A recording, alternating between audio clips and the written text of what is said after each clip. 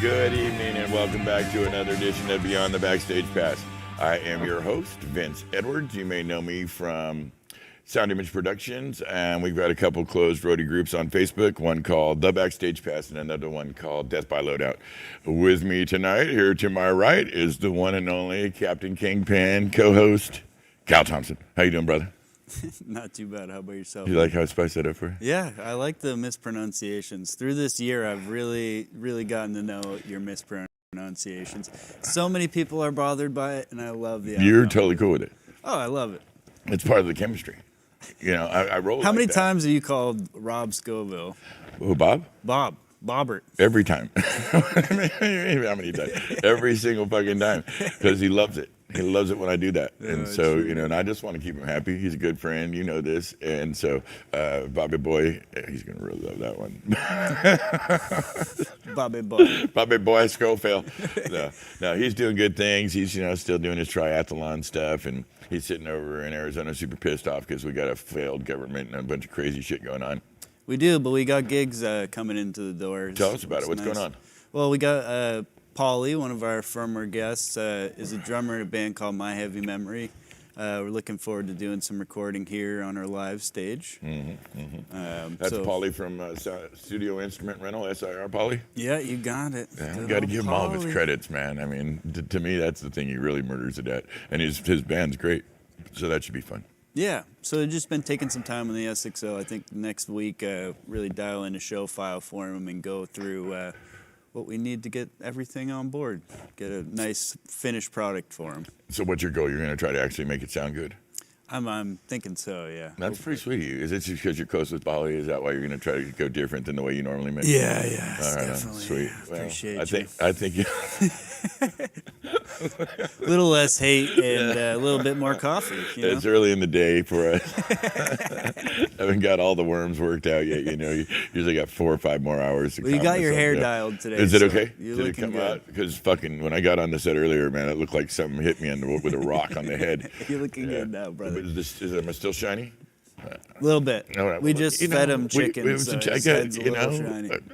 You guys should have said, "Don't put the chicken on your forehead." I didn't know. See, the Clearwax wipe cleaned it right up. Yeah, You look great. I tried to dial it all in before I come out here for the people, you know, because I want to give the people a good show. It's for them. It's not for us. No. Yeah, so that's what that's all about. You got anything you want to talk about? That's about it, brother. We got a couple of things we want to talk about just for the sake of these beautiful bookmarks you have in your hand. So our good friend, Noah the Beard Tanner, dear friend, excellent brother of the show, brother in the game. His son, he's got you know a couple things he's got going. He got a newborn baby. He's got his lovely, cutest little daughter in the world. He does a cooking show called Cooking with been Mush. watching it. It's awesome. Super cute. Seriously, check this thing out. Cooking with Mush. It's awesome. Noah the Beard Tanner's scene. And then he's got his son, Braden, who has a little thing he calls Braden Creations. And he does cool little drawings. He sent me one last night on the Messenger. He had done a drawing, kind of like our logo, basically my ugly face. And it was cute as hell. And I saw that he was selling custom bookmarks, which I think are cool as hell. The kid makes these custom, see, on Etsy. And so I reached out, and the whole crew, actually, all of us got, I think, 4 each. Yeah. You know, I think they're a couple bucks a pop, and they're super cool, and they're customized. This one's Beyond the Backstage Pass. This one's Sound Image Productions. This one's from the punk heritage of my early days. And, you know, he's got Dead Boys, Germs, Infirmities, Misfits, so on. Look at how he spelled the Foo Fighters for you. Oh, it's the Foo Fishers. The Foo Fishers. I didn't know. I love it. This is awesome. I'm going to show this to Dave. Dave would crack up over there. So it's called Braden's Creations. It's over there on, he sent us a little note in it. Cute kid, good kid. He says, no, he said, thank you. God damn, I'm blind. Thank you for ordering. Make sure to tell your friends. So Braden, that's what I'm doing right now. Braden's Creations, Etsy, bookmarks, super cool. Reach out, help the kid out. He's a good kid. And otherwise, and I wanted to really briefly, last week we had Pooch on. We wanted to thank Pooch. It was a great show. He's a great man, a good friend. And 58 or 60 comments came in, and they kind of ripped by real quick. And when I was kind of in the throes with Pooch, so I want to do a quick shout out to the warriors that are checking with us week in, week out, to the kind of loyal heart of the fans and our audience. So that's Pat O'Doul, Patrick Eigerman, Charlie Zaricki, Clint Wesley, Noah the Beard Tanner, Tony Lewis, John Del Rio, Jay Hawk, that's a singer for the Infirmities, Ian Peacock, Scott Perlman, Snoopy, William Snoopy Forkaway, our boy Snoopy, Sean Dama, Scott Cheney, Joe Victoria, and Ketch Kelly. Thank you, folks, for tuning in. We couldn't do this without you. We do it for you, and hope you guys are doing what we do. Tonight, we are graced. We are blessed. We have, seriously, a full-on old-school road dog in the mix. He's coming to us all the way from Birmingham, London, the wonderful UK, the Isle of rock and roll. He's worked with everybody from early in his career, from Earth, Wind, and Fire, Motorhead, Slayer. I mean, really, Alice Cooper. The list is too long. I literally be here for 20 minutes reading this goddamn thing. It's a who's who of rock and roll. He's a total badass in the game. We call him Batty. To you, he's Mr. Walsh. Please help me welcome Kevin Batty Walsh. My brother. Oh, now what the hell? What? Hey, big dog, how are you doing? We got two Vinnies tonight. I'm telling you what, you make that look way better than I do, goddammit. You sexy son of a bitch. Look at you. Pretty good, isn't it? Yeah, I took tips from Robert Scoville, gave me some tips on it. You got with Bob on this one. Hey, I saw his one. Hey, how are you doing, Kyle? How are you, man? Pretty good, brother. Nice to meet you. Yeah, I'm glad we got two Vinces today. It's a good look for you, bro. Patty, I'm going to tell you, really, that's a good look, baby. I don't know, it's itches like it. Let's get rid of it. Some people won't like this, but hold on. There he is. There he is. That's the Batty. How do you put up with that shit? I tell you what, man. Seriously, it's a thing, you know. Like right when you go to sleep, I have to like tuck my beard up to get the covers under it and shit. It's a whole process. Like it's a thing. You can keep some breakfast in that. Yeah. Good. Well, that's flavor savory nuts and stuff for later. Yeah, you know, yeah. you kind of just that's just proper resource management. You know. I just logical. Catering. I'm good, brother. I'm so fucking good. How's life treating you over there on the island? Okay, I still got a pulse, you know, the right side of the grass, and I didn't bang my head on any lids when I woke up, so it's all been good. It's all good. Perfect, man. It's a little bit cold here, but nothing like over there, so I know. But you're warmer, you are. Yeah. It's weird, you know, our countries are just kind of polar opposites during winter, you know. On the East Coast, it's usually they're up to their ass in snow. Oh, yeah. And here in California, it's, 16 Celsius, so it's probably about 68, 70 degrees on the set. Oh, you know, terrible. Yeah, we're roughing it, but you know we tough it out for you guys because you know we got a responsibility to that, so we're gonna deal with it. Listen, you know, on the show you've seen it before. We like to dig in. You've got this rich history. Talk to us how you got into the game in the first place. Now I got it. Well, you see this scar here? Can you see that there? Yes, sir. You see that there? Well, I got hit on the head, thrown in a van, and I don't remember the rest. I don't know how it happened. You got shanked. You got pulled onto the pirate ship. Best gang going. No, but seriously, I mean, growing up in Birmingham, you like music's in your blood. You're born in Birmingham; it's in there somewhere. And being from an Irish family, music's in your blood. Yeah, it is. It's DNA for you, I would think. DNA, and there was 8 of us. I'm number 7. So that whole range of music, everything, whole range of music. Black Sabbath come from your neck of the woods. Oh, yeah, from Birmingham, yeah. Oh, yeah. That's right. Yeah. And I know you spent some time with Black Sabbath in your career. I did, yeah, quite a bit of time with Tony, and I did the late Jeff Nichols as well. I did albums with them, and they were great guys, really good. And Tony's a sweetheart, man. I did Cozy Powers with him when I was in. He was just a total diamond. What a lovely guy he was. Cozy was an amazing. I got to first time I saw him was with ELP with Emerson, Lake and Powell, and then you know he did a little stint with Whitesnake, as we know, and just you know that Slide It In album is a friggin' classic rock album. Yeah, he was absolutely just to watch him in the studio. You know, I sat behind his kit, and the way it was set up, I I couldn't play it. It was like so, you need like Yeah. really long arms and shit. But man, you could just watch him play. Yeah. Fascinating player, so spot on. Yeah, he's literally one of the best drummers in the game, probably. He's man, in he's that great. top 5 with Neil Peart and some of the big dogs like that. It's just an incredible guy. We should tell the crowd largely what you do. You're kind of an all-around do-it-all guy, but really what you're known for is a guitar tech, backline guy, keyboards, bass. How'd you get into that? Are you a player yourself? Well, when I was at school, we didn't have music lessons, and when I left school on my 17th birthday, I went out and bought a guitar and a book of chords. Believe it or not, ABBA, because it was easy. Yeah, right. And I took it home, and my sister said, "If you want to learn to play guitar, you've got to listen to this." She gave me a Hank Williams album. Oh, right on. And said, "I'll listen to that, and then you'll be able to play guitar." And he's like, "Wow, yeah." So I was 17. Taught myself, and I'd go and watch bands in Birmingham. You could go to any pub, anywhere, any night of the week. There's bands, and there were 2 in particular that I hooked onto. Was Reno. They were like a bit like the Eagles. They were a great band, still going. And this one rock band called Mean Street Dealers, who were like an incredible band. And I watched them so much that one night they didn't have somebody to work the spotlight. It lit the whole stage, this thing on a pole. And they said, I was Kev there. Kev, you could do that. I'm like, I can't do that. Yeah, you can do that. Goes on. One night, the opening act didn't turn up, just a guy and a guitar. And they went, you can do that. I went, no. Got up and told a few jokes and played a couple of songs. And I'd come home from work. I was a draftsman, an engineering design draftsman. And I'd come home from work and go down to the pub to help these guys set the gear up. And I don't know where it came from. I think his father repaired everything, and I knew in and out, and just knew things. I knew to repair televisions when I was 19, no problem.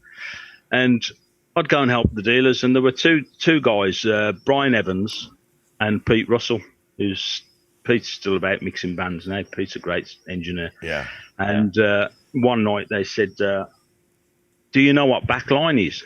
And I went, "Well, yeah, it's all the amplifiers and the drums and the Hammond and Leslie and all that." And they said, "Very good. Do you know what the lemon is?" I said, "Well, that's the van outside." And they said, "Great. All the back line goes in the lemon." Press gang. Yeah, including the Hammond and the B3 with the Leslie cabinet and all that shit. You sold and all that. And that was it then. I was a roadie then.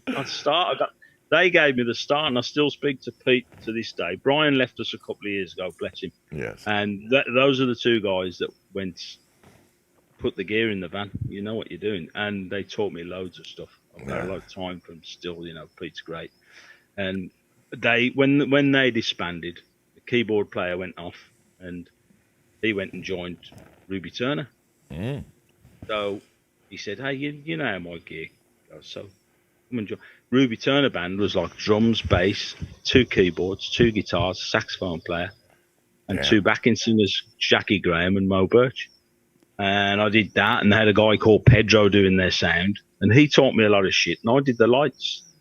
And Pedro had to go off to Holland with another Birmingham band called Reality, and they said, "Who's going to do our sound?" And the drummer was a producer, Bob Lamb, who did UB40 and Yeah. Absolutely. And he said, "You can do it, Kev." I'm like, and this was at a place called JB's in Dudley, just outside Birmingham. Now, JB's was a big deal. That was the club to do. It only held about 200 people, but if you did JB's, that was a spot. You were the shit. Yeah. And I'm doing the sound there, and I'm like, "I can't do that." And he went, "You can. And we've shown you. And if you got any trouble with the sound, just remember, put all the knobs at 12 o'clock. You can't go wrong. Start at 12. And that was the grounding. And I was with Ruby for a long time doing sound and the back line, the whole lot. And at one of the gigs they did in Birmingham one summer, it was in a marquee. And they said, "Oh, UB40 are going to come down." They were massive then, UB coming down. That's right. They had a guy called Steve Gonzo Smith who did their monitors. Now, to me, he was like, I've never met him, but I'd heard a lot of stories about him. Oh, yeah, Gonzo's kind man, he's like, right. He was the guy. So he come down. I was on my own, set the back line up, did the sound, took it all down, and he came up. He was really cool, Gonzo. Tapped me on the shoulder, and he said, "All right, so I'm Gonzo." I went, yeah, nice to meet you. Have you got a passport? I said, no. He said, get one. I've got a gig for you. Going to New York. Oh, right. Who with? He said, drums, bass, and percussion. The haircut 100. And I'm like, what? So, my very first gig in America, set foot in America, go to the hotel with the band, somebody gets shot across the road, and the very first gig I did in America was Radio City Music Hall. And boy, did I find out about Union Cruise real quick then, back in 1983. You just hit a nail on the head right there. That's Union number one, and here in the States they're called number one, and they can bring the nepotism real hard. They knew I was green. They knew, and they probably worked you pretty hard. As the years go by, I'm the only one I've met who can work a dark stage at the Beacon Theatre, and I've done it 3 times. Yeah, that's kind of a testimony that they've full acceptance, I would call that. Yeah. I get on great with those guys. People go, "Oh no, the Union Crew." I'm like, "What's wrong with what? Check this out." Yeah. Production manager came into one show and he went, "What the fuck are you doing on the dark stage?" And the crew boss Joe came up and went, "Who the F are you?" Yeah. "That's Batty up there. He works up there on any dark stage in this house, brother." Yeah, okay. That's high compliment right there, because you know how territorial they can be, and particularly in 1 and 2 Chicago's shop, you know, they can also be that. Yeah. There's a few houses like that. We got 16 out here in the city, and they're eminently more amenable to collegial work, you know, where we all kind of get along. But you know, it goes from shop to shop. You know how it is. It's just one of those. I think you get what you give. You know, that's a big part of it. Yeah. It's one of those things that's kind of earned. Yeah, there's no doubt about that. But they will suss you out. They get real quick. Yeah. Yeah. Any new guy smell on you, they're going to take advantage. That's just the nature of the beast. Listen, I mean, from going from pubs to Radio City in a heartbeat. It's quite a jump, and it's a fast learning curve. But that's down again to Gonzo and Pete Russell and Brian Evans and Bob Lamb. All that Ruby Turner band, Bob Wilson from Steve Gibbons' band, Bob Lamb, Jeff Pierce, all these guys were accepted. They said, "Well, yeah, give them a start." We'd go and do Ruby gigs down at the BBC in London for the radio, and the band would walk in, set up, and then I'd go in to do the sound, and they'd just look me up and down, like, "Who is this little shit? You know, what's he doing?"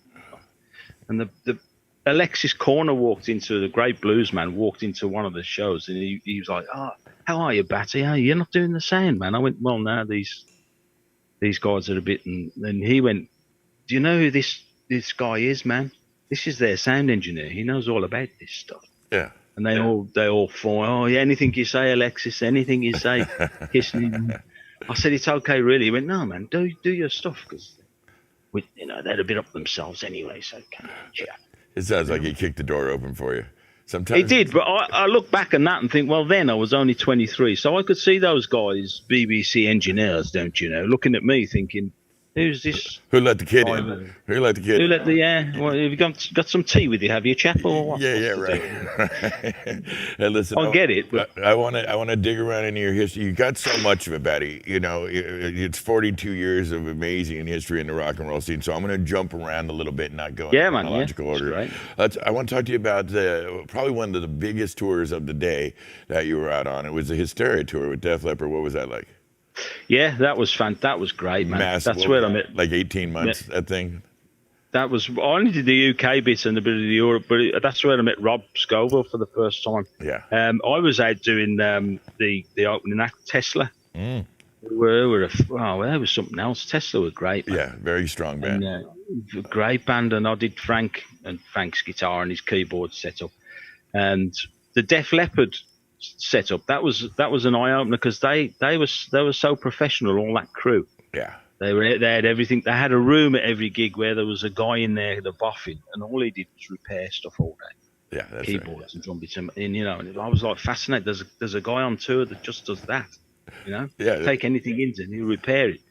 They were spot on, and the shows were absolutely stunning. They were great. I mean, Leopard were fantastic guys. You know. Yeah, amazing group. I had to go on Rick's kit. He said, "Do you want to go on it?" I'm like, "Well, give you some sticks." He gave me one stick. He went, "That's all you need." and I tried to do just a simple rhythm. Yeah. You know, Yeah. build a shed. No, lost. Totally lost, man. No, I couldn't. Well, I think Rick makes it look easy, but he's a friend of the show, man. as you know, and he's a sweetheart of a man. But he gets it done, man. With that minor limitation, he's unstoppable, and he's one of the best. No two ways. Phenomenal, about it. yeah, phenomenal. And Robert was great on that. Oh, Robert Scoville, that was the work he did with Leopard is transcendent. It's we all wish we have a solid stretch like that with a band that solid. And at the height of these guys are doing 40 to 80,000 seat shows, and to have Bob Scoville back in the mix of that is his name's Robert, by the way, but Robert, Bobby. I've got a still picture of him, pushing a flight case, but he swears he's just leaning on it. I would actually like that picture, Batty. I'll send you that. You need to see that picture. I'm gonna turn it into. Is it when he had the hair still? When he had his long ass? Yeah. I'm gonna make. I can have a lot of fun with that, Batty. You gotta get that over to me, brother. I'll get that over to you. So I'm envious. I've had interactions with the one of my favorite bands in the world, but never was able to be fully engaged on tour. Little assistants and stacks and racks and kind of one-offs with a band that you've had a lot of history with, and that's the great Iron Maiden. I mean, that is literally one of the world's most incredible bands. Talk to us about your experience with Iron Maiden. They were 13 years with Iron Maiden, working for Yannick, and I was at the end of the Trash tour with Alice, and that tour seemed to go on forever. It just kept going and going and going. Yeah. And we're in Tokyo, and I go back to the hotel. There's a message at the front desk for me, and it says, "Please call Dick Bell in London." And I thought, the number looks right. Dick Bell, what kind of name's that? Someone's winding me up there. Yeah. So I phoned Big Mick, who I grew up with, with the bands in Birmingham with Big Mick. Big Mick gave me lots of work. Yeah. And I phoned him up and said, I'm finishing Alice. I'm in Tokyo. I said, I've got this message to phone Dick Bell in London. And he said, that's Iron Maiden. Dick Bell. He said, they've got a new guitar player. He said, go for it. All right, I'll give him a ring and phone him up, and they say, I'll come and see us when you get back and meet Dick Bell. And I go down to London into their offices, and they were great offices, discs, everybody working away, and come to meet Dick Bell, and I go in the boardroom and sit at the one end of the table. And then 10 minutes later, I'm thinking, yeah, okay. In walks this dog end of a guy that he looked about 100 then. Grey hair and a straggling shirt that doesn't fit. There's all kinds of food down the shirt and some in his beard. And his jeans looked like they had like hydrophobia. They'd never seen water, and he's at the other end. He went, he shuts the door. All right, Batty. I went, yeah. Dick. It's a great name, isn't it? Dick. Yeah. The first question he asked me, you play football? Yeah. How good are you? Well, I'm good enough to know not to play for Aston Villa, but to play for Birmingham City or West Bromwich Albion, who I had trials for. That good. Why? He went, what size boots are you? I said, 7. So he does know. He turns around, opens the door, and bellows into this office, Tracy! And I hear this girl come out, what the you're shouting at now? He said, size 7. And shut the door. Right, he said, that's it. Right, the gig. I went, yeah. He said, we got a new guy, Yannick Gears. If you last 7 days, you'll last 5 days longer than anybody else has. Okay, he's a bit lively. Yeah, he's very lively. Yeah, yes, very lively. Yes. Yeah. So okay, I'd take it. We got a tour coming up. Yeah, and they rehearse and they do production rehearsals at Steve's place. And when you go to production rehearsals, you use the new band. You like to see what gear they're using, how they want it set up. How do you want your guitar? No, it's like just stay outside with the rest of the techs, like Robbie Price, Steve Gadd, and Michael Kenny, and sitting. And they went, they don't want anyone in there. I said, well, I got to learn about what guitars is, and this is fine. He's just got a couple of guitars, a couple of pedals, and then they go and do a warm-up gig, and he's like, when he gets on stage, It's just like he'll put a show on his own, like a man possessed, and off he goes, taking all his pedals with him across the stage. And I'm like, what? And the gaffer him down, no, off. And he's running, you've seen him, ran on, and I lasted 2 weeks. Which was like, wow, and it was tough. Throwing the guitar. I mean, he's a real showman. And one gig, I just went in the dressing room and threw the leads at him and said, I'm going home. I'll see you. And they're like, well, what? What's going on? Can't handle you, man. And I do get a lot of gigs with difficult people because I can get on with it. Yeah. I go home thinking, oh, what was that, you know? But I could enjoy that, you know? And the next day, Steve Harris phones me. No shit. And he's like, all right. I went, yeah, okay. He went, about last night. I went, oh, yeah. He said, he's filling in some big shoes. I went, well, yeah, no shit, Adrian Smith. And, you know, I said, but you can't just come along and grab a guitar and run off with it and throw the other one down and then drag all your pedals. And he went, well, we're sorting that out. He's got to get himself a rack and some decent gear. You know, we were on the phone for about an hour and a half. And he said, will you come back and give it one more go? Will you come back and just try it once more? I said, yes, okay. I'll see it the next year, Derby or somewhere up the road. And little did I know, I found out later on, further down the road, that Steve Harris had said to everybody else, when Batty turns up, when Yannick turn up, stick him in that fucking room over there and let him sort it out. Just leave him to it. So I just turn up and go, Yannick will be here in a minute, go in that room.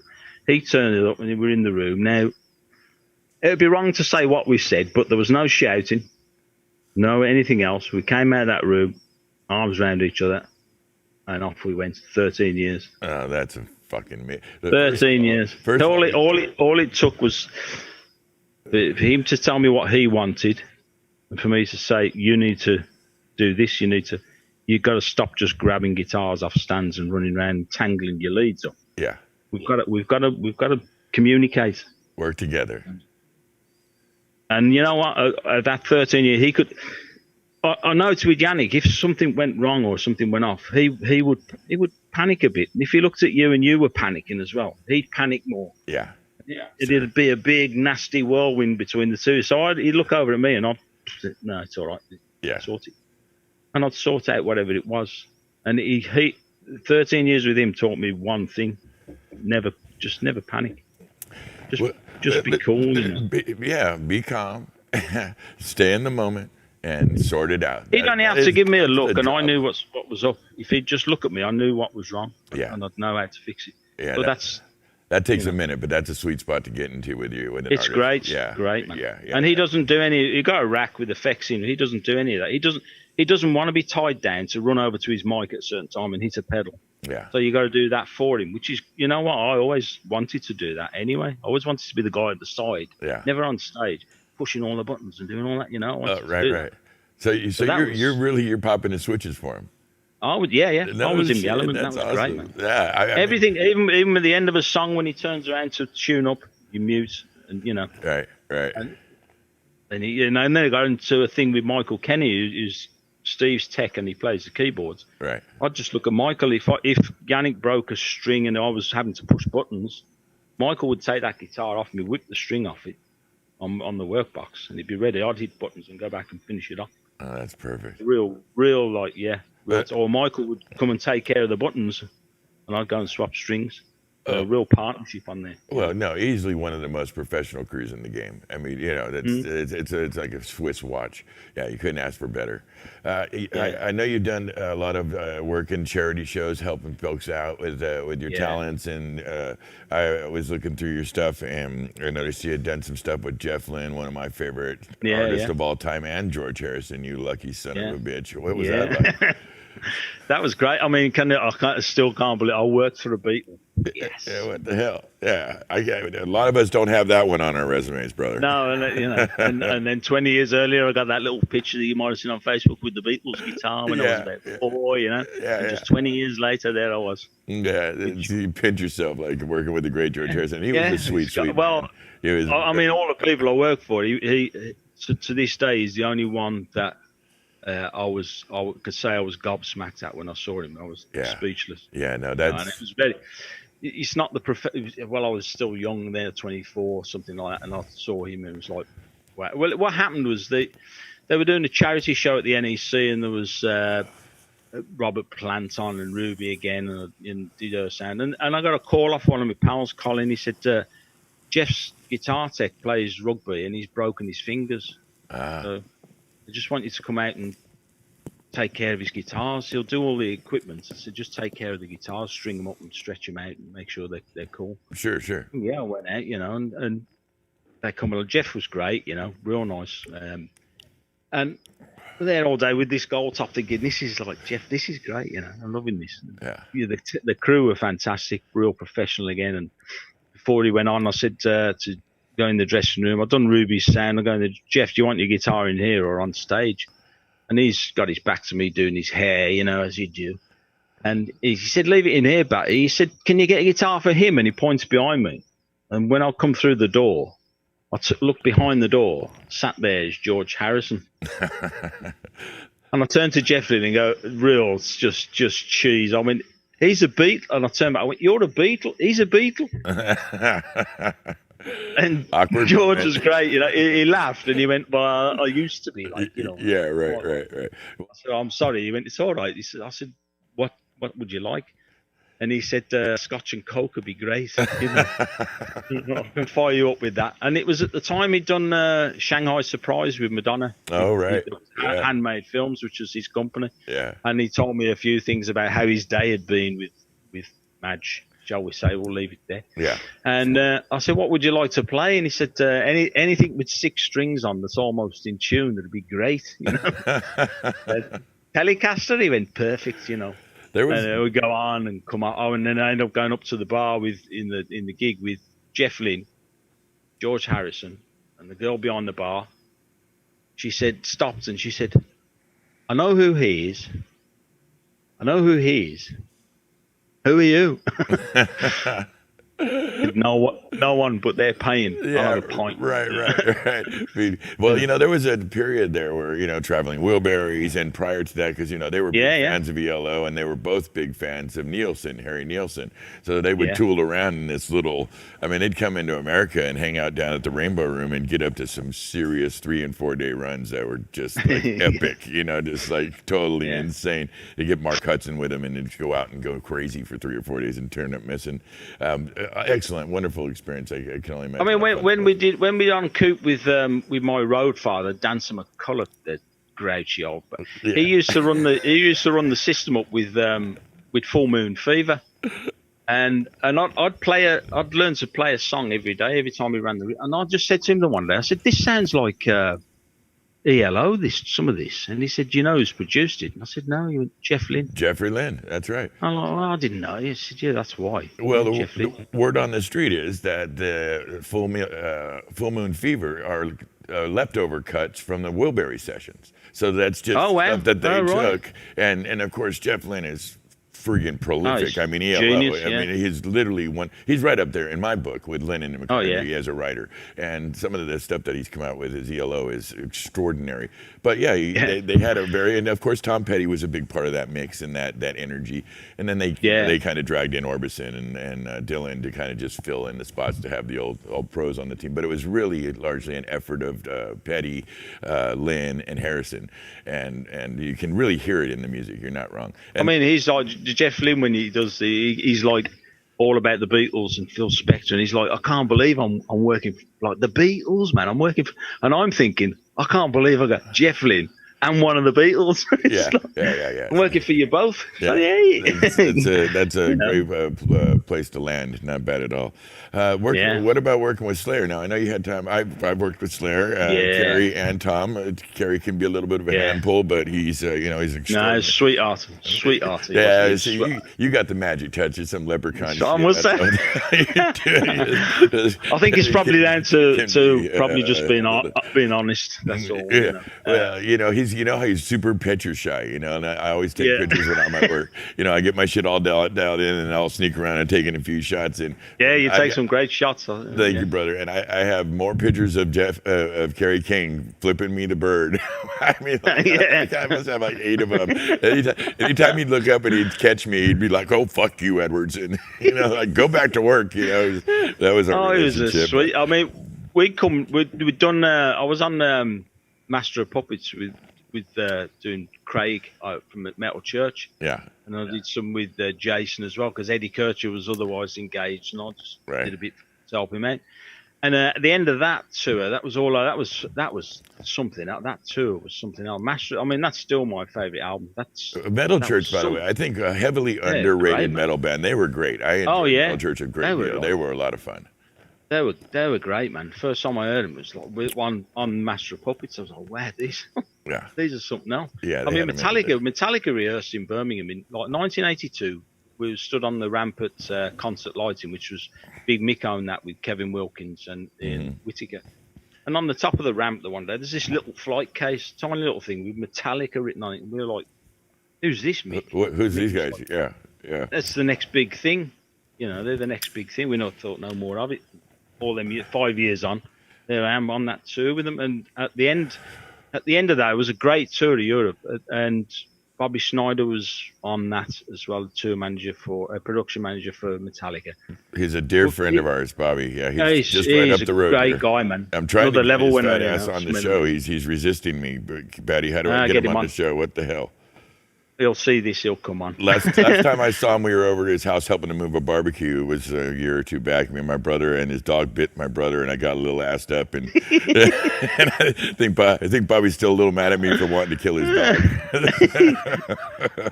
Well, when I went on that again down to Big Mick, getting me on, come on this, do Metal Church, like Craig and Duke, and. It was something else when I went on it, and that's where I met Bobby. And when I first saw him work, I thought, man, this guy's another level again. It's like, it never occurred to me. He used to go, I'd say, I want 160 laundered towels, and I used to think, he wants laundered towels. That's a bit. I said, why do you want the towels laundered? And he went, because new towels don't wash the water off, it rolls it round. I'm like, of course it does. Yeah. And silly things like clean ice and dirty ice, Yeah.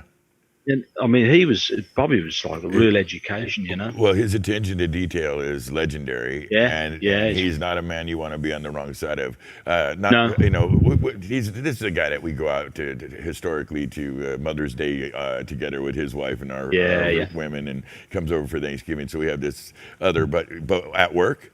So all that shit falls away. All that part of your relationship goes away when you're on the stage with the man, and you're out doing somebody like the Who or Metallica. He's doing that for keeps, and he demands perfection, and he just well, he looks after his guys though as well. That's right. He's right there for everybody, He's one of the best. He really is one of the best at what he does, and he's a hell of a guy.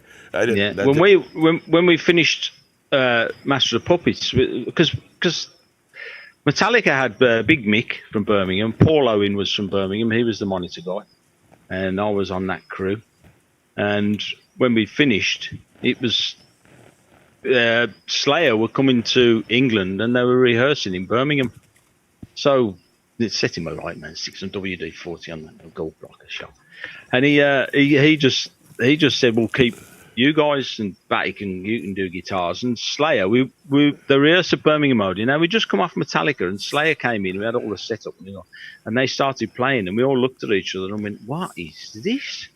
Faster and louder than Metallica were. And wow, this is something else, man. And it was 6 weeks around Europe with like 4 days off or something. But after a week, we're all singing the songs. They were great. And Kerry, I had to do Kerry and Tom. And they were they were really real nice guys. And Kerry had the big thing with the nails on. Yeah, his spikes. Yeah, legendary. Wow, it's like wow. And they were very cool guys. And I said, "Why do you wear this?" He went, "I like the pain." If anybody like Manchester, somebody came on stage and he's down the front thrashing away. Someone came on, and all he did was held out his hand. Yeah, this guy got all the spikes in the chest, you know. I have seen him do that on multiple occasions. I seen him hit a guy on the head with his guitar one time. Came up on stage, just floored him, dropped him like a fucking ton of rocks. It was awesome. It was amazing. He actually fell on the pedal board. We had to kind of slide him over. It was amazing. They were great. They had Jeff Hanneman, God rest him. I saw the rider, and Bobby was with the rider. I said, Bobby, who's the case of Newcastle Brown for? And he said, well, apparently one of the guitar players drinks that. And I went, they're American, right? He went, yeah. I said, drinks Newcastle Brown? No way. He went, he does. Yeah, he knew good beer. He knew good beer, and he'd like, hey, what's it? I said, that's the best. You're going to drink that? He went, oh, I love this shit, man. I love. Yeah, you want to join me? Yeah. it's funny because I get a little sad when you bring him up. You know, he was a hell of a guy. He's great and fucking what an incredible guitarist. And he brought a certain flavor to that band. He was kind of an opposite take of yin and yang. what he was doing exactly, and it really made it for me. They did well in the replacement. Their new guy shreds his brains out. And so I hear, really, really talented. Alice Cooper. Now we know Alice Cooper. You know, Greg Price right here in the shop. Just the last tour we did, I was with Alice. You know, he went around the world with him, and Alice puts on a show. You know, Alice is kind of two people. Man. You know, he's the golfer guy in the daytime, and he's Alice Cooper at night. How was your experience with Alice Cooper? I get all these calls. I was at home. After 86, it might have been after Metal, no, it was before Metal Church and Metallica, 86, 87, after Metallica, at home, and someone called me, it could have been Big Mick again, phoned this guy, Steve Batty, in France, and I call him up, and he's in the production office, he said, English guy, he said, we need somebody to do guitars, bass, keyboards, and we need them tonight. And like, tonight, Paris, well, put me on a flight then. So I get on this flight, fly out to Paris, and it's all set up. And I'm taking care of the two guitar players, the keyboards, the bass player. Kane Roberts was the guitar. You've got to look after him, he's the main one. But Alice comes first. Oh, and you've got to wear this shredded brown Mac that's covered in blood. And this mask, I've still got it, one of these. Look at this. You've got to wear this when you do a guitar change. Like the job's not hard enough already. And can you walk with a limp? And Potter is Tom Hanlon's telling me all this. I've just met them all. And can you walk with a limp and a hunchback? And I'm thinking, what? But I saw the show a few weeks earlier at the NEC in Birmingham, and I used to think, who's that guy coming on there? Is that some guy they've got? You know, he's hit a lump and his back. Right, little Quasimodo. Yeah, and if you're on the back line crew, you take part in the show. I mean, I've kicked his ass many times on stage, Coop, and it's great, man. I've thrown cigarettes out on him, thrown beer at him, and flipped him off, and it's great. You can have the job the next day. It's fantastic. And he pays you at the end of the night. What more can you want? Man. What the hell? It's great. I went on, did every keyboard player, guitar player, and bass player that he had from that one, 87 to 95. And he finds some of the greatest musicians, man. That's his deal, you know, right? And when he's got his core band, and they, matter of fact, they just did something. The original Alice Cooper band, the four of them, just did some original music. But what he tends to do when he goes out is, you know, like right now, he's got that hotshot gal on the guitar. I forget her name. We talked about her on the show. I forgot it, but you know, that's what he does. He's a hunter and pecker. You know, he's always out looking at local shows, and he gets around. And man, he's one thing he's known for is bringing some serious hired guns to the shows. Well, on the trash tour, after I finished, it was Raise Your Fist and Yell. That's where I met Dancer. They're grouchy old. Anyway. Yeah, and, we're going to talk Dancer in a sec here, right? Tom Hanlon, the putter, and you know, these guys, and John Chazuli, all these guys I'm still in touch with. The next tour comes up, Trash, and it's the same again, to guitars and bass. And that's the band he had then was Eric Singer, and not Eric Singer, Jonathan Mover. T-Bone carried on bass, P. Friesen on guitars, and Al Petrelli on guitars, Derek Sherinian on keyboards. Man. And these guys just rocked. Oh, Jesus Christ, what a lineup. And then Jonathan went off and did something else. And then Eric Singer, when he got the gig, that was great, man, because we had a few days off in LA, and they were trying out for drummers. So we go to the rehearsal room, and there's this rehearsal, one end of the rehearsal room is this couch. So there's me and Toby and Alice. And the guys in the band, hey, we're going to play these songs. These drummers who walk in, and here's what we're going to do. And there's the LA Times, Alice has got one end of it, and I got the other. And they're playing away, and we're looking at each other like going, nah. You know what I mean? Then Eric comes in, and we're both behind this paper going, yeah. Half a song, I think he did, and Coop was like, wow, this is Eric singing. Brilliant, absolutely brilliant. I mean, that band, the Trash Band, was a fantastic band. Oh, that had to be super fun. Envious again, you son of a bitch. You one of my favorite bands you got to work with. Also, I think one of the best singers in rock and roll. The great Paul Rogers, Bad Company. Yeah. Talk to me about that. My God, Bad Company, dude. Talk about it. Yeah, when I was with him, it was Robert Hart was singing with him. No kidding. And he's phenomenal. That was another one again. Robbie Price, who was Davey's guitar tech. Right. We finished the Maiden tour, and Robbie was going on to the Cult, and he knew the Bad Company guys really well, and he said, "I'll put you up for this gig." And I'm like, "Yeah, Bad Company." He said, "Yeah, all right then, I'll do that." Favorite bands, Joe Walsh and Bad Company. So can't go wrong. It's doing guitars and bass. There was Rick Wills on bass and Dave Bucket Caldwell on guitars. Phenomenal. And Simon Kerr, Mick Ralphs, and Robert. And they were rehearsing in London. I go down and people used to say to me, "You got to come to London. You got to move to London. You'll never get any work." Never stop working. I'm in Birmingham. Yeah. And I walk into this rehearsal room, and it's that smell you get. It's no one in there, but everything's on. Yeah. Everyone's gone down the pub. A little bit. Everything's humming, and you got that smell. A little bit of an acrid smell in the air. Yeah, and there's some beer there and cigarette stain, and then you got of course. And all this gear's there. I'm thinking, wow, I'm looking at these guitars and mix and walking all around the gear. And oh, man. And I pick up this acoustic, beautiful, old Gibson. I sat on the drum riser and I was playing Seagull, one of their songs. Uh-huh. And the door opens and and in they walk and they go, Mick goes, "Look at that. Somebody who knows our songs." And I'll stand up and go, sorry, and then Mick goes, "So carry on, boy." And I'm just playing. He said, "We've never done that one for years." So Simon gets on the drums behind me. Mick picks up a guitar. Rick picks up. Dave picks up. And they start playing Seagull. So I'm thinking, what a way to meet the band. I'm sitting there. "Do you know the words, boy?" "Yeah, okay." Start singing this Bad Company song. With Bad Company supporting you. And I'm the new tech, Great, man. Phenomenal. I mean, again, Robbie recommended me, and I'd never let anyone down, but you wouldn't get recommended if you were going to let people down. People would just forget you anyway, I suppose. That's right.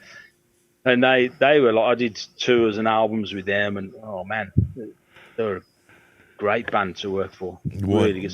Simon Kirk, his kit. You see the size of that kit? It's insane. Snare, Yeah. Too tight, and you think we do arenas, and that's all he'd have. And he used to say, "It's not what you got, it's how you use it."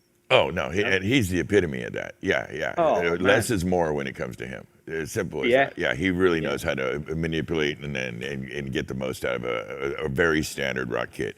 And another one you could watch all day. And you know what? Yeah. When Nico used to do sound checks with Maiden, and he'd get up, I could stand behind that kit. Now that's a night and day difference, though. The Nico to his approach is such a different approach.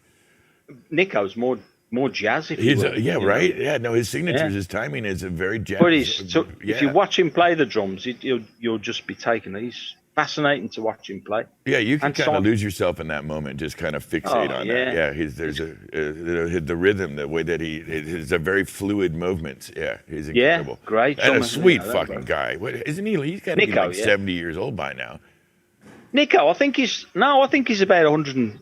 120 he's at least. He's the old guy in the band, and he's still got more energy than. I think he's the young guy in the band. No, I might have that inverted, but I tell you, he always blows my mind. He came through last year, and it was a sight to see. Yeah, he's impressive. Yeah, something else. I guess he went down. I want to say Vegas, and somebody stole his kit.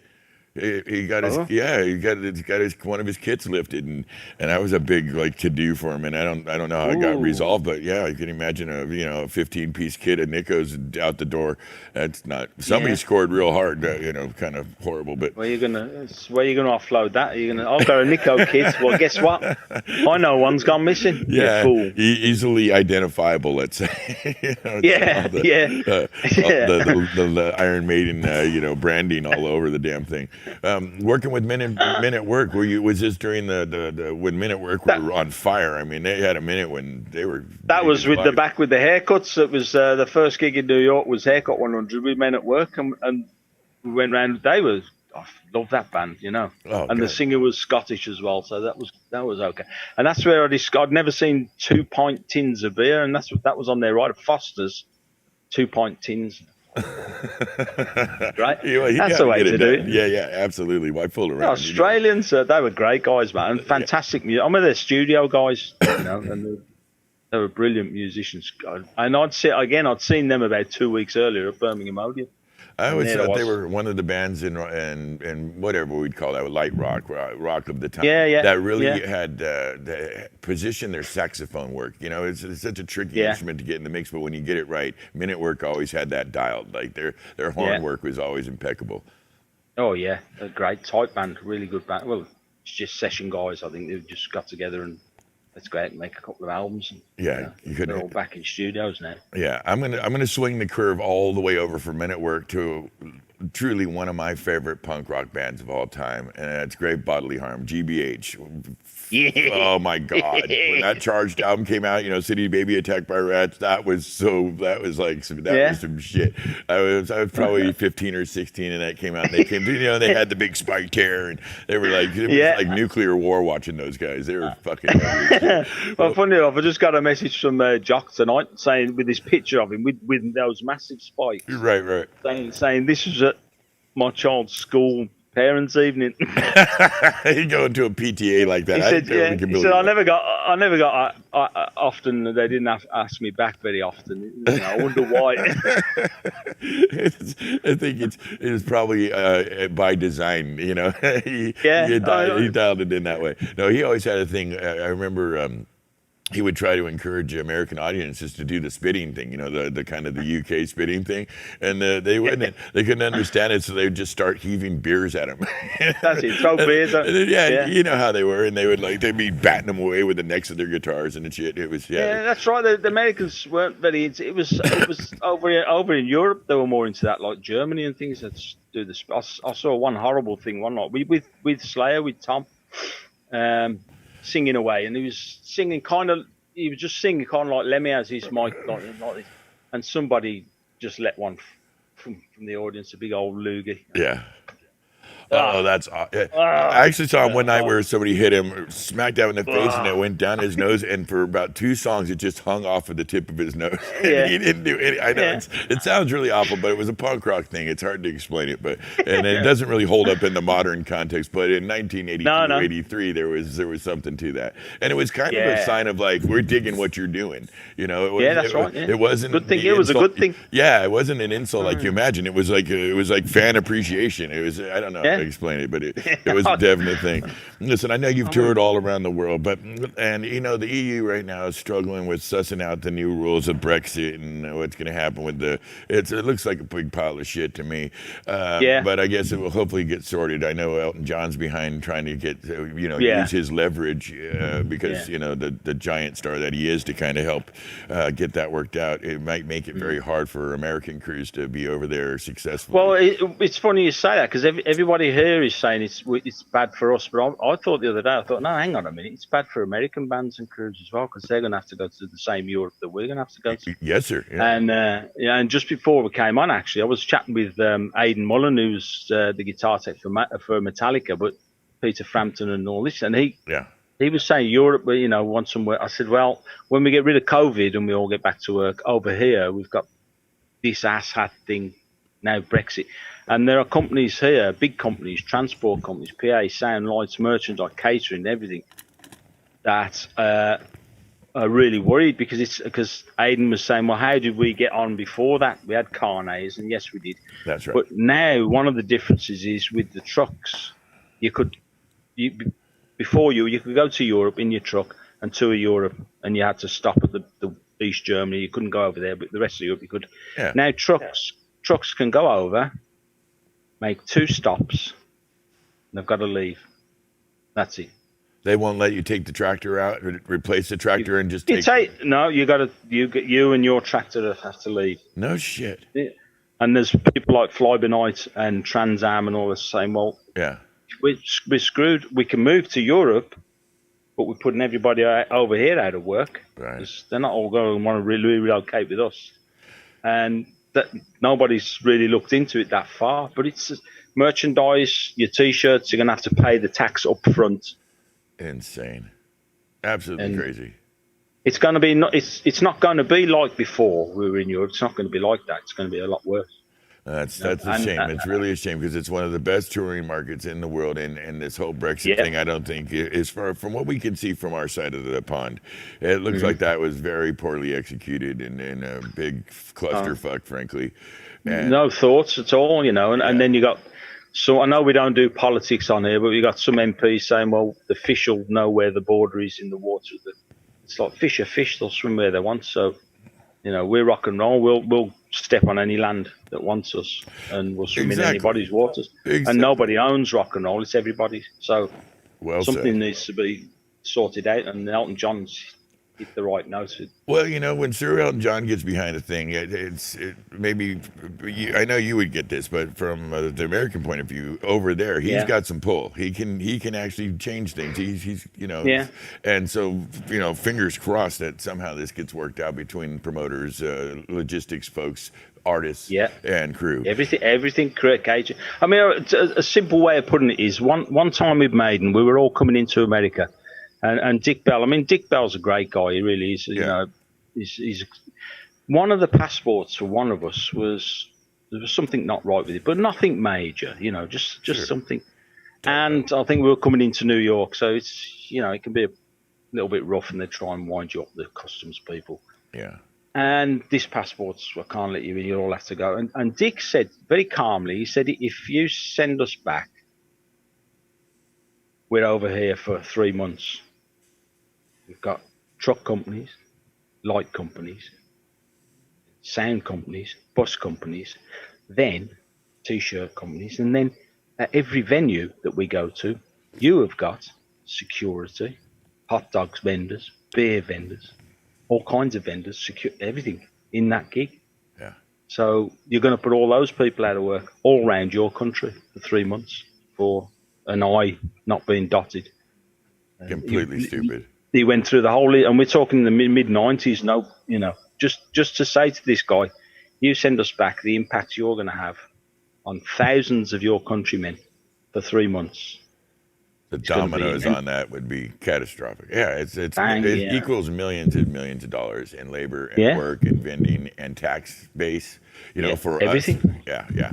And I bet. And that's what the truck companies are saying here. If they leave the country, they'll be and let's say Fly By Night go and set up in Holland, then all the people that work for them over here, they're not all going to want to relocate to Holland. All that tax that was paid to those people that would come into our exchequer is gone because it's now in Holland. Yeah. All those people are out of work, and you're going to have to give them something. It's very short-sighted policy. I don't know how this is not. To me and you, this is extraordinarily obvious, right? Just like you said, the down the line effects of a decision like this, or to be to not have this dialed in, the money that's surrounded in the European market alone is billions of dollars. And so billions of dollars, that is hundreds of millions of dollars. It makes no sense to not sort this out in an amicable, logical, reasonable way. So a sensible way, Yes, sir. I think new bands are going to be screwed, like bands that go out in the couple of vans that are just starting off. Yeah. Yeah.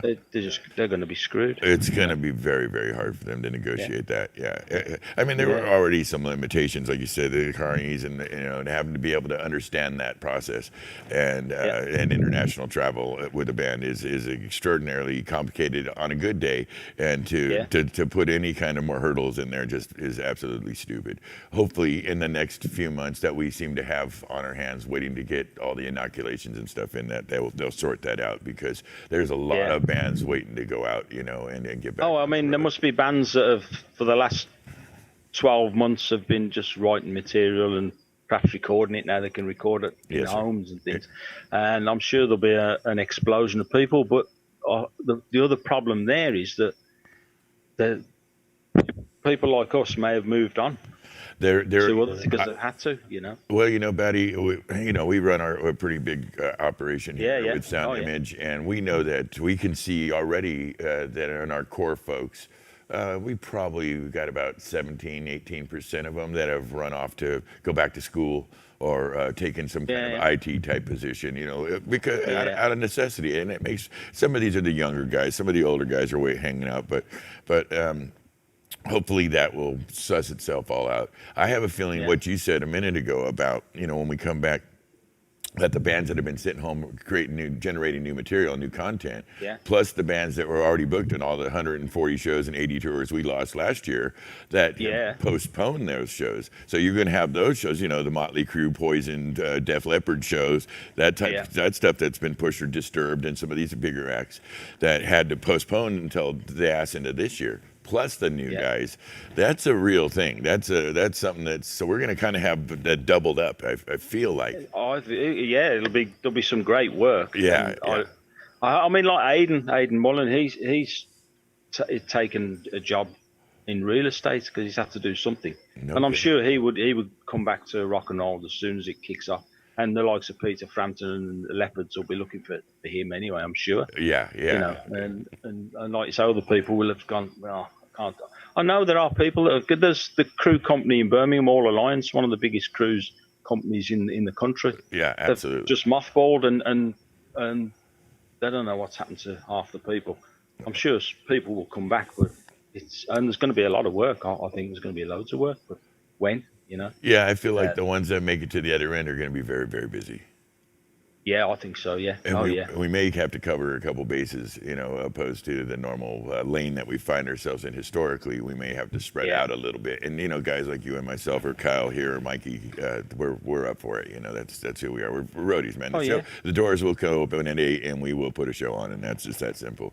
Yeah, it'll happen. Yeah, I mean, the show always goes on. Maiden turn over 3 trucks in the Arizona desert. There's a show that same night, it happens. Exactly. Get it on. And that's, I think, what the government here don't realise. If they wanted somebody to do logistics and get all these people jabbed and everything else, just involve rock and roll, you'd have had it done far quicker. Or open the pubs and let everybody get a jab in the pub. You'll have the country done in no time. Yeah, we could have had this sorted by now, right? Oh, over and done. Yeah. But you look at the likes of Bobby Snyder and these types of logistics. That's just easy, rolls off the tongue, do that, no problem. Yeah, no, and kind of almost in his sleep, a guy like that.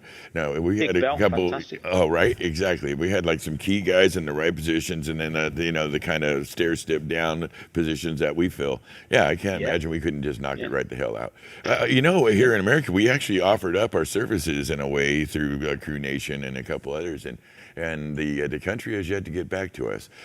So we're keeping an ear open, because we kind of were throwing this around initially as a joke, kind of like just the stereotype of road crews and the way they are the way we get things done. But as of recently, I'd say the last month or so, we actually offered a serious offer saying, really, trust us, we can do it, we got this. Yeah, you can do it, Yeah, turn it over to us, man, we'll put this to bed. So I think that there's actually, we're kind of joking, but there's a truth to that we could maybe move forward with that. All right, enough pandemic. Motorhead, stop, talk to me.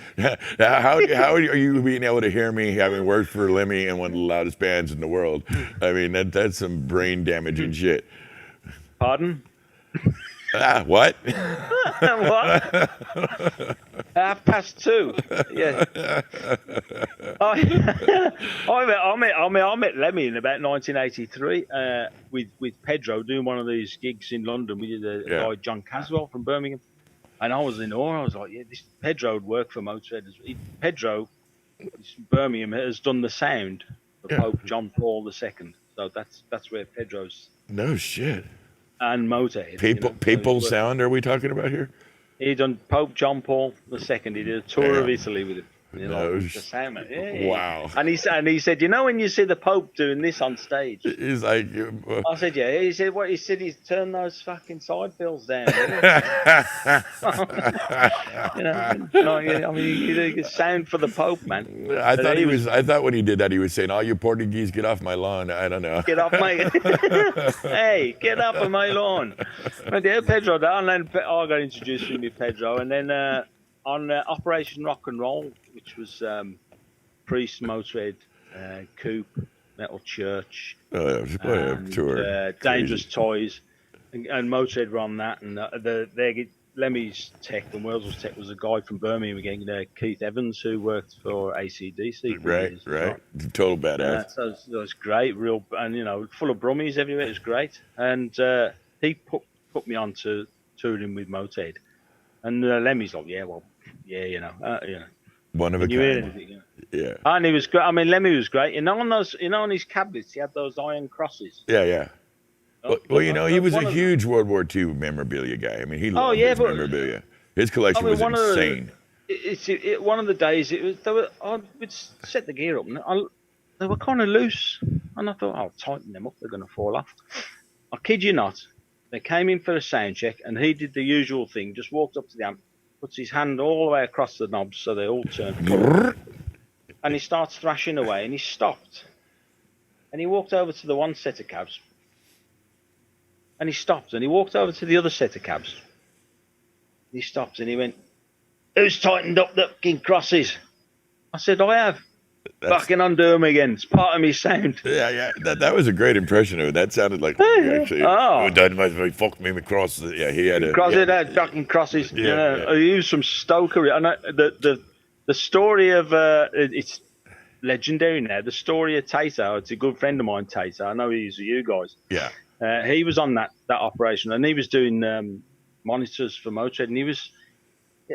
Tater's a great engineer, but he's like, Motorhead, Lemmy, he'll tear me to bits. I mean, Lemmy's he'll fine, And I used to watch him sound check every day anyway. I was doing Coop, and I'm stood behind Tater at the monitor desk watching him. All right, where's Lemmy starts thrashing away, and he stops, and he looks over at Tater, and he said, "Tater!" And Lemmy, Tater's like, yes, with me, yeah. Can you hear that fucking horrible noise in my wedge? And Tater's like going. I said, Tater, calm down. And he went, no, Lem. And Lemmy said, "Neither can I. Fucking turn it up." They rock like 108, 108 SPL on the stage. They do not play. I remember going home more than one time from Motorhead show, deaf for tinnitus for a solid 5-6 hours, just fucking hit. That's a Motorhead show. That is what it's about. Venom would bring that too. If you remember Venom, their shows were obnoxious. When we were out with Slayer and Venom, you would get. Every show was guaranteed some percentage of hearing damage. That was just a part of it. I had mine done after I came off. I went and had a hearing test, and the guy said, "What do you do for an occupation?" I said, "Can I tell you afterwards?" He went, "Yes, of course." Of course you can. I'm sorry, man. That was a spit take. That's a beer spitter right there. And he puts these things on, and it's all these frequencies and stuff, and and he gets these things. He said, "Here's your results." And he got two graphs, and there's like a red line, Yeah. and then there's a blue line, like on each ear. And he said, "See the red line?" I said, "Yes." He said, "That's how your hearing should be. That's like a general thing." I said, "Yes." He said, "The blue one is you." And I went, "Yeah." He said, "Well, it's following the red one." I went, yeah. He said, that's very good. He said, "Now you're right. You're right-handed." I went, "Yeah." He said, because your right ear's a little different. It's just a little bit. But he said, your hearing's fine. What do you do for a job? I said, I work for Motorhead. He says, oh, you wear ear protectors. I went, pardon? Perfect.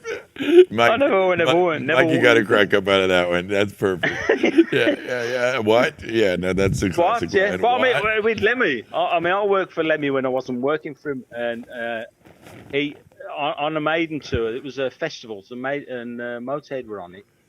I can't think of it else, but it was Motorhead and then Maiden, but there were other bands. And Hobbsy came up to me, their sound man and production guy. He came up to me. I was doing Yannick's guitars. He went, he's all right, Batty. I said, yeah. He said, Lemmy's going to be looking for you when he comes. And I went, I ain't done nothing to. What's he want? Yeah. He can come and look for me. Oh, find me as well. What's he want? He went, no. He said, his roadie ran away last night. I went, what? Fleed for I said, his life. he's Brazilian and we're in Germany. What do you mean he ran away?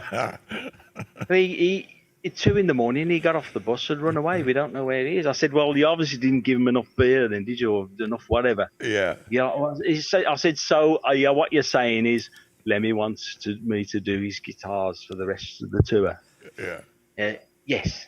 I'll tell you when he's here and you can go and see him. I went, you let it. Yeah, don't say a word. I'll go and see him. So an hour or two later, Hobbsy comes up. Lemmy's here, Batty. I'll go and see him. And there's a porter cabin.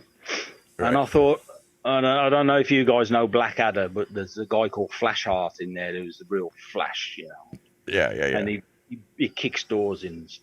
And I thought, I'll do a Flashheart on it. And I boot the door open of his cabin. All right, ladies. How are you? As Lemmy sat on this couch with two ladies, scantily clad, from a band called Texas Pussy. Okay. They might not have been from a band. That's what he said they were. Yeah. And I said, I hear you're looking for me. Yes. I need you to. Can you do me? Pardon? You're doing me guitars. I said, why? My roadie, he fucking ran away last night. I said, what do you mean he run away? Got off the bus 2 a.m, he fucked off, he's gone, I don't know where he is. I said, he's from Brazil, he's somewhere in Germany, isn't it? Fucking me. He said, can you do me guitars? I went, 50 quid a gig and that bottle there. A gallon of Jack. He went, no, you can't have me. I said, 50 quid in this. I said, here, have some. I poured him out a dress. I said, nice to meet you, ladies. I'll see you later. No, I shut the door and just burst out laughing. And that was the night Yannick climbed up the PA, fell off and knocked himself out. We had a week off. I never got me 50 quid off Lemmy, so I'm glad I got the Jack Daniels earlier. I swear, man, Yannick, he's a little bit of a spaz. You got, I mean, how many guitars has he chucked out into the audience by accident on your watch? Well, no, when I started with him, and he's spinning these round, and of course the buttons, the strap buttons would come out the wood, the whole thing. Right. You know, they'd stay on the strap, but the screw would come out, and I'd be thinking, holy shit! And then he's got the one end of the strap, and I'm thinking, I hope the other one doesn't come out now. And I tried everything, and Michael Kenny said, what you need is JB weld. I said, what's that? He said, if you've got a hole in the side of your engine block, you put JB weld on it and you can drive home. Yeah. I said, nah. Yeah, get it everywhere. Home Depot. And then I discovered Home Depot in a great place. Fucking Home Depot. It's one of our cultural milestones. Oh, yes. Man, that's... Oh. And I got this JB weld and put it on all the guitar straps. And Michael told me when I saw him at the NEC, would be probably 2 years ago, he said one of the strap locks came out. I said, after 15, 20 years? He went, yeah, the JB weld held that long, swinging it round over his head and shit like that. You know, when I was with him, he never lost one. Kane Roberts lost one when I was with him, with Alice. He lost the guitar and the transmitter and everything. And I went in the dressing room and told him what I thought of him, as big as he was. Well, that's clever. How did that work out? Oh, fine. He was, sorry, man. And all the rest of the band are like, how did you pull that? Oh, yeah, I don't care how big you are, pal. You don't throw your guitars out in the crowd. You know, what am I going to do tomorrow night now? What are you going to play? This is a show we're putting on here. Yeah. Alice ain't going to be happy. and I walked out and I thought, Shit, I don't know. I got away with that one though. Yeah, yeah. Hey, sometimes you got to talk truth to power, but that, Hey, yeah, that Kane was great. You know, he was a great guy. Kane was fine. He was all that band was super. Artie Finaro, the other guitar player, what a musician that guy was. Wow, Yeah. Johnny Dime. Well, you know that's kind of the common thread that goes through your career is, and you've got to admit now, Batty, you've been very lucky to work with a lot of bands that you've loved, because Oh, yeah, yeah. a roadie's Oh, career God, is yeah. not always getting to work with Yeah. who you love. It's just getting to work is when you're lucky, and I think the common thread is, so a lot of the players that you've worked for, especially in your key position, and I come from the guitar tech position myself back in the '80s for quite some time. Very fortunate. I mean, you've worked with some extraordinarily talented musicians. Well, I like I said before, I like there's 2 albums that I play them back to back. I can't play them the other way. That's Seriously Folks by Joe Walsh, and then I got to have Run with the Pack afterwards. That was when they came out when I was a kid. Yeah. This one band, Reno, this band in Birmingham, used to play that as the intro tape while the Punters were coming in, and I still love it. And so I end up sitting on the drum riser playing Seagull that the band don't know the words to, and I'm singing it, and they're all joining in with me, and then. We do Alice. We do a festival in Denver, and Joe Walsh is on the bill. And I said to Alice, "I gotta meet him." And he went, "Well, right, yeah. Have you a Walsh as well?" I went, "Yeah." I said, "Can you see?" He went, "Oh, yeah." And I went, "Hey, wait till he comes. We'll go and see him." So lots of security, and he goes to the Alice. He's like, "Come on back. Let's go and knock on the head." Alice gets on. Joe's there. "Hey, guy, how you doing?" And Alice goes, "Great." He goes, "This is Kevin Batty Walsh. He's a Walsh too." And Joe's like, "Oh, hey, guy, how you doing? There's not many of us left, man." And all I said to him was, "Well, not in your condition, no. You're right." How'd you get away with it? I don't know how you got to say that to Joe Walsh. Yeah, Joe he's Walsh, great, man. yeah, he's kind of the American Keith Richards, and he's our Keith Richards. I'll tell you, man. He is properly preserved, let's say, and he's hopefully good for the long haul. He's an American fucking treasure. Let's be honest. His work with the Eagles. Anyone that gets sacked from the Eagles twice, is it now or 3? I think it's 3 times. Right, yeah. No, 3 times they had him back twice. Hey, Joe. They couldn't do it properly without him. Simple as that. We might have been a bit premature. Yeah, exactly.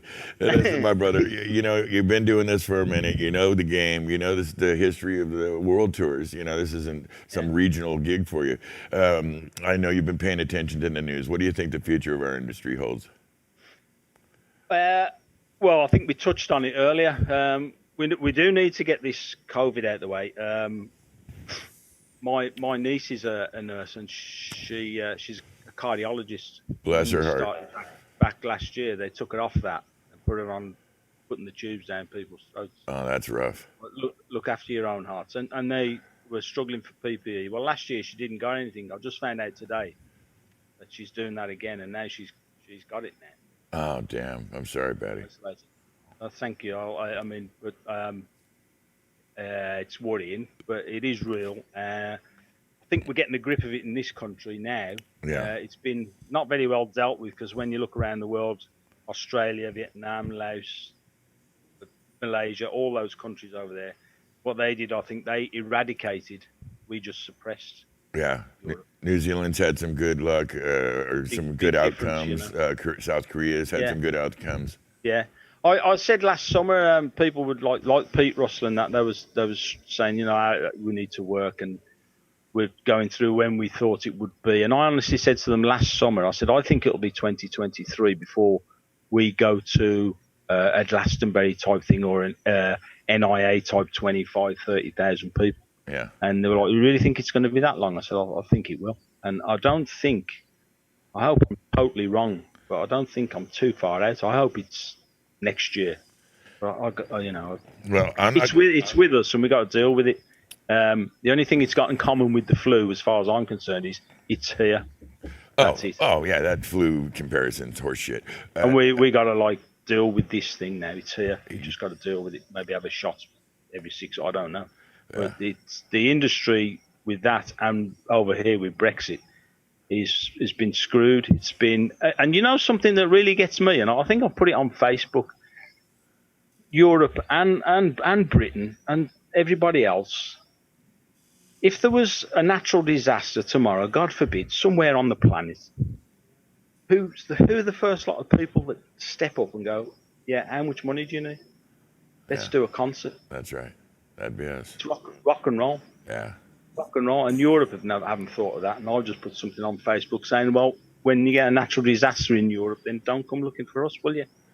But Alice Cooper was the first one to speak up months ago. Yeah. And he said, our crew, all the people that get it. And then Ian Hill from Judas Priest. But it's not... I'm not knocking the artists or anything, but I haven't seen any great swelling of... Could these things be done on... I mean, I can't imagine Iron Maiden doing the streamed thing, but couldn't something like that have happened? People do that. You're not wrong. I mean, you know, I know there's some of the bands that we work with that have kind of kept it close. You know, Def Leppard did a thing where they sold all their back that's right, and raised 150 grand and spread it out between the crew to kind of hold them over. And then we did that benefit thing with Rick Allen. Did the benefit, and so you know there was little kind of tiny efforts. Billy Idol was in on that, and a few other artists. Winona Judd, that type of thing, and it was a nice offering. It was a little, we couldn't cover much ground with that type of a footprint. We needed to be more expansive. But I think there is, you know, it's kind of I think what you're talking about is kind of like a live streaming Live Aid type vibe, you know, for venues and crews.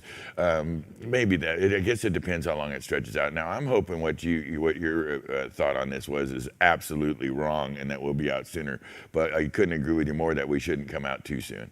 You know, we got to come out. I mean, I hope we're supposed to have in Britain, in England, because you don't say Britain now; it's England, Scotland, Ireland, and Wales. Sure. In England, we've got a meeting now coming up soon on what the next step is, and you know something. As much as I want to go and watch a gig and go to the pub and meet, or I haven't seen my friends for months. I've been working. I've been in demand. As much as I want to do that, I hope he doesn't unlock everything and we go off again, because we'll be locked down again. Yeah, you're right. I hope he just does it gradually. I do, and I want to be back to normal as much as anybody else. Of course. If he takes it off now, we're going to be screwed again. And this industry now is well screwed. Yeah. Been no thought. The only ones thinking about this industry is the people in the industry. That's true. No one else. That's Certainly true. not our government. I know we don't talk politics, but not our governments haven't.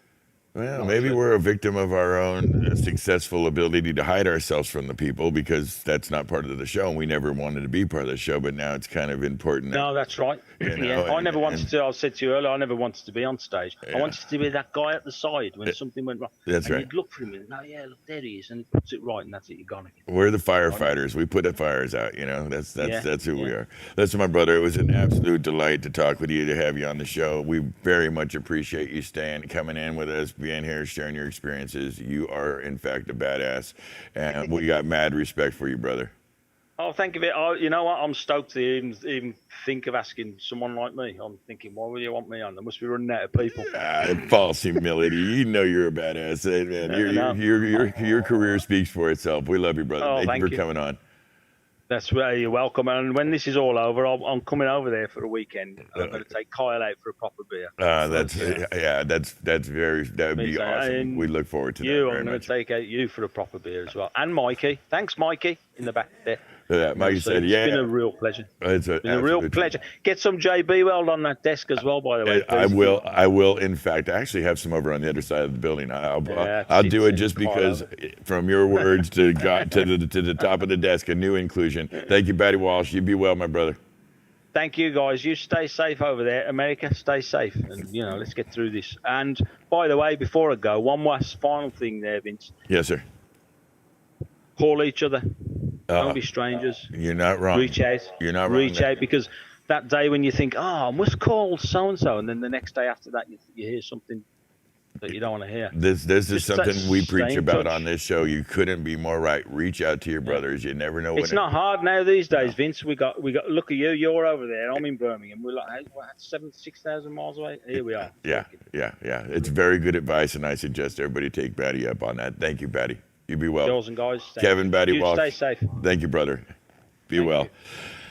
Well, that was Kevin Batty Walsh, a true legend in the game. We are very grateful he came on the show. We appreciate you guys. We ran a little long because he's just that fucking interesting, and I didn't care about the clock this show. It's too important. Kevin Batty makes a good point, guys. Remember that our brothers and sisters out there are kind of hurting. You know, that's the whole point of this show, is that we kind of keep in touch and we share a little love and a little light and experiences, keep things kind of fresh. Remember to reach out if you need a kind place to go, to Loving Hands for Stage Hands over on Facebook. They're good people. Sweet Relief is, if you need some assistance, you know, we just mentioned the Big Love benefit concert. The money we raised for that went to them. So if you're in a position as a crew member that needs some assistance, reach out to Sweet Relief. Don't forget about our dear brothers at Signal to Noise podcast. That's Kyle, Michael, and Chris. They got one of the best shows in the podcast world. You want to talk ones and zeros and geek out, that's the place to go. And remember, you can find us on YouTube, Facebook Live, and Twitch. And if you like what you're seeing, please push the little like button and subscribe. It helps us out with the algorithm. And my good friend Kyle Thomas has put a bunch of shows on our podcast on Amazon Music, Google, iTunes, Spotify, so on. We'll keep up to date in that as we go. Next week, we're very lucky to be having, who do we got next week, Kyle? Where I wrote it down somewhere. Oh, it's the great David Ron. Dave Ron from Alcon's Audio, one of the, talk about world traveler. Dave Ron's going to come in and he's going to tell us about travel in the world with one of the best sound systems. He's the North American representative for Alcon's, which of course is a Northern Europe company that do some incredible shit with loudspeakers, PAs, and he's toured the world and is a dear friend. He'll be here next week, Thursday at 7 p.m. Come check us out. Until then, you take good care of yourselves and each other. Good night.